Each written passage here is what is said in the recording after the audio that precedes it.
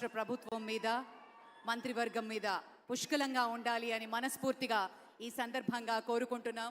విశ్వ ప్రపంచంలో భారతదేశాన్ని, తెలుగు నేలను శిఖరాగ్రాన నిలపడం కోసం సోపాన పంక్తిని పేర్చుతున్నటువంటి కృషివలుల్ని తయారు చేస్తున్నటువంటి శ్రీ నరేంద్ర మోదీ గారు, శ్రీ నారా చంద్రబాబు నాయుడు గారు, శ్రీ పవన్ కళ్యాణ్ గారు, వారి వ్రతం ఒకటే, ధర్మం బిది, వ్రతం బిది, సద్వివేకం బిది, ఆచారం బిది అని చెప్పినట్లుగా ఆదర్శనీయమైనటువంటి పథకామిగా వారు నడుస్తున్నటువంటి శుభవేళ మళ్ళీ మళ్ళీ ఈ రాష్ట్ర ప్రజలు వారికి కృతజ్ఞతలు చెప్తూ ఉంటారు.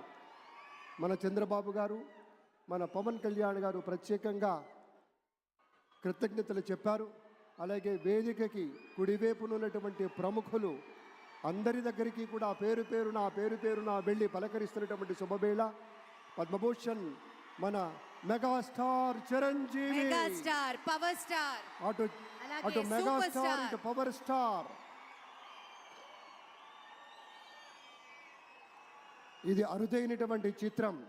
అలాగే మన పెద్దలు బాలయ్య బాబు గారు,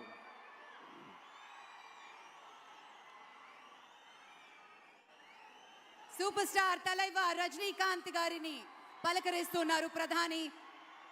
వారి దంపతుల్ని లేడీస్ అండ్ జెంటిల్మెన్ మనస్ఫూర్తిగా వారి శుభకామనలు అందుకుంటూ మన బాలయ్య బాబుతోటి కరచాలనం చేస్తూ ముందుకు వెళ్తూ ఉన్నారు. వేదిక మీద అందరినీ పేరున పలకరిస్తూ రజనీకాంత్ గారితో ప్రత్యేకంగా మాట్లాడుతూ ఉన్నారు.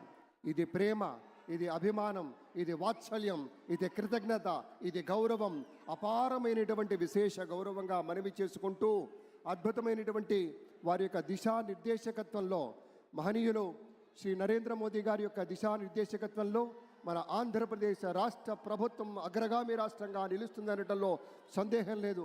అక్కడ అమిత్ షా గారు, ఇక్కడ మన వెంకయ్య నాయుడు గారు పెద్దలు వారిని పలకరిస్తూ ఉన్నారు. శ్రీ నరేంద్ర మోదీ గారు, ఇది అవ్యాజ అనుబంధం.